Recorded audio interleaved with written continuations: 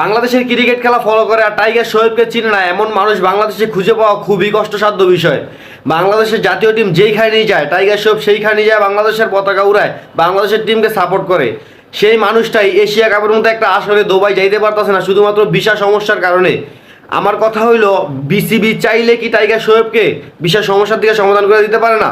BCB যদি একবার খালি একটু মনোযোগের সহকারে কাজটা করে দেয়, কি এমন ক্ষতি হয়ে যায়? টাইগার শোয়েব ছেলেটা কাইন্দা দিছে, তারপরে এটা কি বিসিবি নজরে যায় না?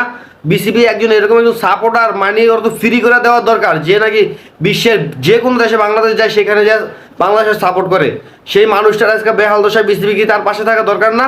আমি তো মনে করি যে 100% টাইগার শোয়েবকে যাওয়ার ব্যবস্থা করে দেওয়া দরকার বিসিবি, কারণ সে নিজের থেকে চেষ্টা করছে, যাইতে পারতেছে না। এখন যদি বিসিবি দ্বারা কাজটা হয় তাহলে বিসিবি এটা করে দেওয়া দরকার না?